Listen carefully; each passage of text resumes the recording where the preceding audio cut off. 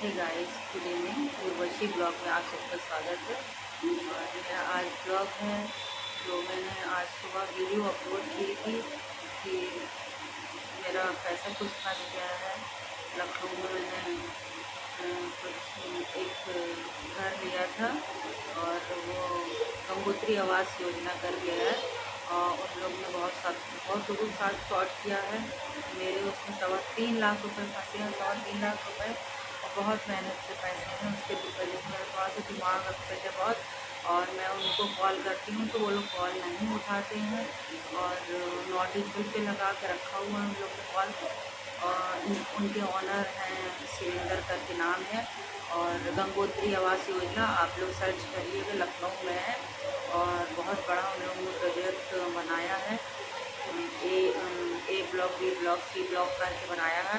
मैंने 2020 में बुकिंग किया था तो इनके यहाँ बुकिंग अमाउंट था 25,000 करके था। तो और 6 महीने के अंदर इनको 2.5 लाख रुपए देना था, कंप्लीट करना था।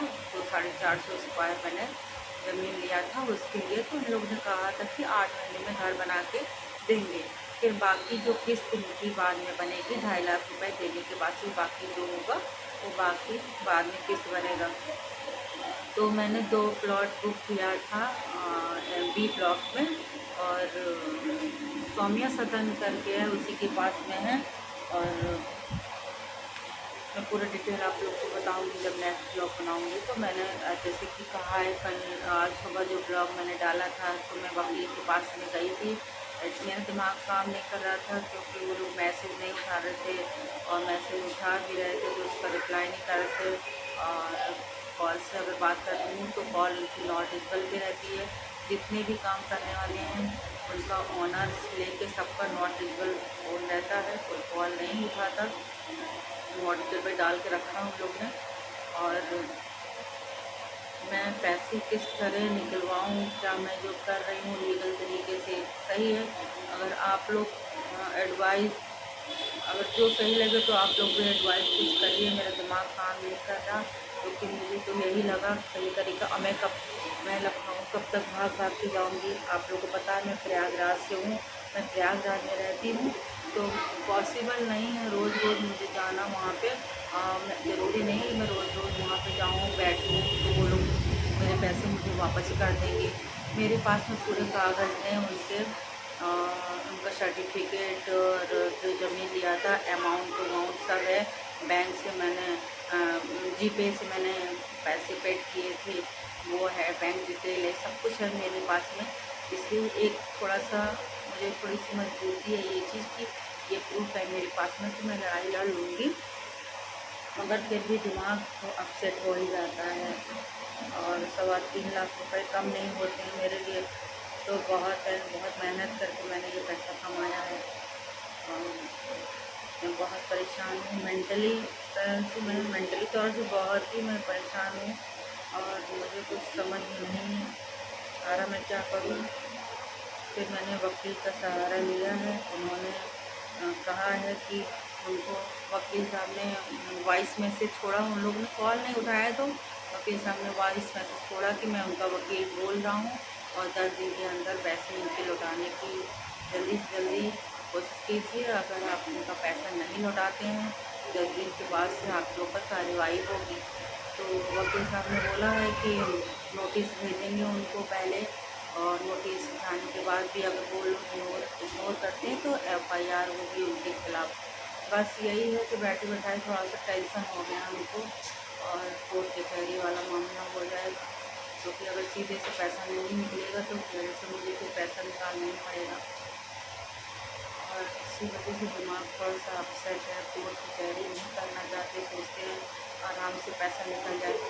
आप लोग को अगर कुछ समझ में आता है तो आप लोग भी मुझे एडवाइस करिएगा कि मुझे क्या करना चाहिए क्योंकि मैं तो बहुत परेशान हूँ इस वक्त। मुझे कुछ समझ में नहीं आ रहा, तो समझ में आ रहा है वही कर रही हूँ।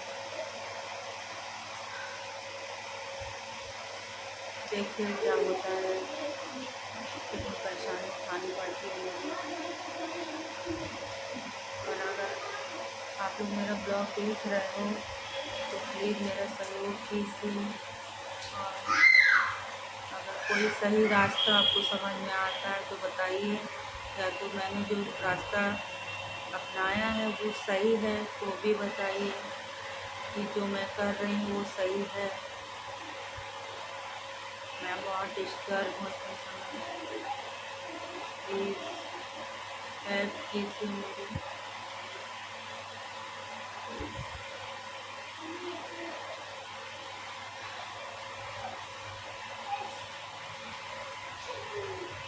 मैं उनको अभी तक 3.5 लाख रुपए, टोटल में 3.5 लाख रुपए दे चुकी हूँ।